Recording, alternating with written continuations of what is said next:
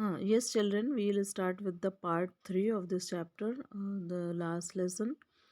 अभी तक आपने देखा एमएमएल बहुत बुरा समझता था बुक्स को पढ़ना और बहुत न्यूसेंस लगता था उसको। अब बहुत हैवी लगता था, so heavy to carry my grammar. Grammar की बुक को ले जाना उसको बहुत हैवी लगता था। And my history of the saints, और सेंट्स के बारे में, संतों के बारे में जो हिस्ट्री पढ़ना थी, ये सब चीज़ें उसको बोरिंग लगती थी। Were old friends now that I have couldn't give up. अब मुझे ऐसा लगता है मैं इन चीज़ों को नहीं छोड़ सकता, जो कि चीज़ें उसको पहले बुरी लगती थी पढ़ाई के बारे में। And M Hamel too the idea that he was going away that I should never see him again. और ये आइडिया तो बहुत ही बुरा था कि जब एम हैमिल ने बोला कि वो जा रहे थे हमेशा के लिए और मैं दोबारा उनको कभी नहीं मिल सकता था। Made me forget all about, अब ये बात मुझे सब कुछ भूलने पे मजबूर कर देती है। About his ruler and how cranky he was, कि कितने क्रैंकी टीचर हुआ करते थे, स्ट्रिक्ट टीचर थे वो। और मैं उनके रूलर के बारे में भी भूल जाना चाहता हूँ। सिर्फ ये बात सुन के उसको ये रियलाइज़ हो जाता है कि अब ना तो ये टीचर रहेंगे और ना ही फ्रेंच लैंग्वेज रहेगी। Poor man, it was in honour of this last lesson that he had put on his fine Sunday clothes. अब मुझे समझ में आता है कि ये बेचारे लास्ट लेसन दे रहे हैं, इसीलिए इसको ऑनर देने के लिए उन्होंने अपना ये वाला स्पेशल ड्रेस आज पहन रखा है। And now I understood why the old man of the village were sitting there in the back of the room. अब मुझे पता चल रहा है कि ये ओल्ड मैन जितने भी विलेज के हैं, ये सारे के सारे इस रूम में, क्लासरूम में क्यों बैठे हैं, क्योंकि ये लास्ट लेसन है। It was because they were sorry to they had not gone to school more. अब वो सब भी ये फील कर रहे हैं सॉरी कि वो बहुत ज़्यादा स्कूल क्यों नहीं आए थे। It was their way of thanking our master for his 40 years of faithful service and of showing their respect for the country that was theirs no more. अब ये वो रिस्पेक्ट देने के लिए आए थे इस मास्टर को जिसने 40 साल, 40 year अपनी फेथफुल सर्विस दी थी इस स्कूल को, टीचिंग को। ये उनको थैंक्स कहने के लिए लास्ट डे अब आए थे और अपना रिस्पेक्ट शो कर रहे थे उनके लिए और कंट्री के लिए, जो कि अब ना तो कंट्री, ये लॉरेन और लॉर्स, ये दोनों सिटी इनके रह गए थे। अब उनके लिए रिस्पेक्ट बढ़ गया था इन लोगों के मन में। While I was thinking all of this, I heard my name called. It was my turn to recite.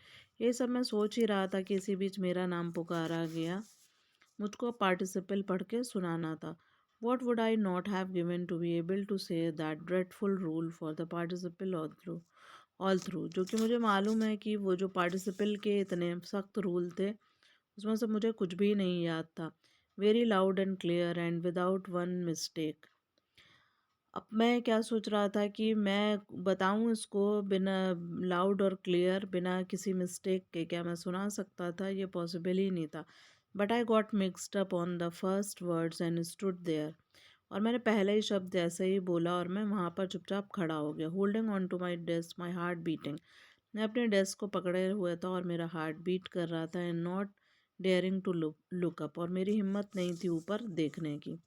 I heard M Hamel say to me I won't scold you, और मैं सुनता हूँ एम हैमिल मुझसे कह रहे हैं कि मैं तुमको डांटूंगा नहीं। Little friends, you must feel bad enough, see how it is. अब तुम ज़रूर से बुरा फील कर रहे होगे, देखो है कि नहीं।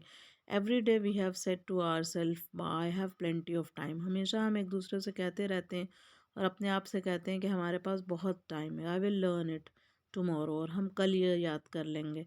And now you see where we have come out, अब देखो हम कहाँ पर आ गए हैं। That's the great trouble with Alsace. Alsace city का नाम है। कहते हैं यही तो परेशानी है एल्सेस के लोगों के साथ।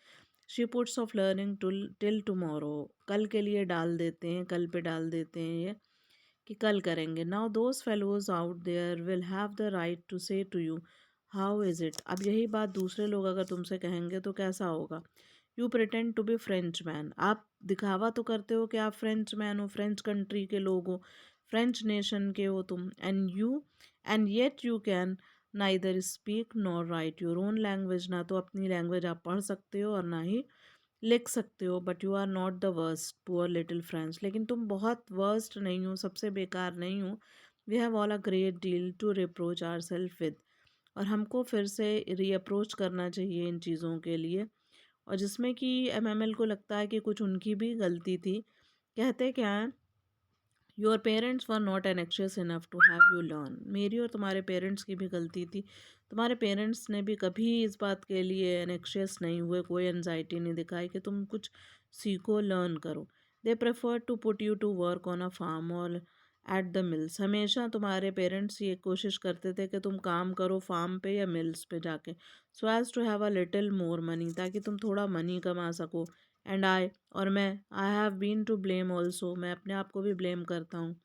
Have I not often sent you to water my flowers instead of learning your lessons. अक्सर मैंने तुमको पानी फूलों में डालने के लिए भेजा है, इंस्टेड ऑफ लर्निंग, यानी कि तुम पढ़ाई करते हो, उसके बदले मैंने तुमको पानी डालने के लिए फ्लावर्स में भेजा है।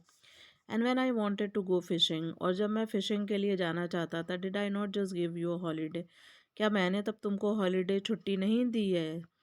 Then from one thing to another L went on to talk of the French language. एक और दूसरी बात करके एल घूम फिर के फ्रेंच लैंग्वेज की बात ही करते थे, saying that it was the most beautiful language in the world. उनके अनुसार वो कहते हैं कि ये सबसे ब्यूटीफुल लैंग्वेज है वर्ल्ड की। द क्लियरेस्ट, सबसे क्लियर, द मोस्ट लॉजिकल, हमेशा ये तार्किक है, लॉजिकल है। That we must guard it among us, हमको इसको संजो के रखना चाहिए। एंड नेवर फॉरगेट इट, और कभी इसको भूलना नहीं चाहिए। Because when a people are enslaved, जब लोगों को इंस्लेव किया जाता है यानी गुलाम बनाया जाता है, as long as they hold fast to their language, it is as if they had the key to their prison। अगर वो अपनी लैंग्वेज से बंधे हुए हैं तो कम से कम उनके पास एक चीज़ की ये जीत रहती है कि उनको अपने जेल से बाहर आने के लिए उनके पास एक चाबी है, जो कि उनकी लैंग्वेज है, जो एक दूसरे से कनेक्ट करेगी तो कोई ना कोई रास्ता निकल आएगा आपको इस प्रिजन से, जेल से बाहर आने का। लेकिन यहाँ पर तो लैंग्वेज पे ही बैरियर लग गया है, लैंग्वेज ही नहीं पढ़ाने दी जाएगी। Then he opened a grammar and read us our lesson. वो ग्रामर की बुक खोलते हैं और हमें लेसन पढ़ाना शुरू करते हैं। I was amaze to see how well I understood it. आज मैं समझता हूँ कि कितने अच्छे से मुझे ये आज लैंग्वेज समझ में आ रही थी। All he said seem to so easy I think too. अब आज जो वो मुझे पढ़ाते हैं सब कुछ मुझे बहुत ईजी लगता है। That I had never listen so carefully, क्योंकि मैंने कभी इतना केयरफुली ना सुना था और ना ही समझा था उसके बारे में। नेक्स्ट हम स्टार्ट करेंगे अगले अपने पार्ट 4 में। आप देखते रहना वीडियो, इसके पार्ट 5 तक जाएगा, पार्ट 4 और 5 में ये कंप्लीट हो जाएगा लेसन।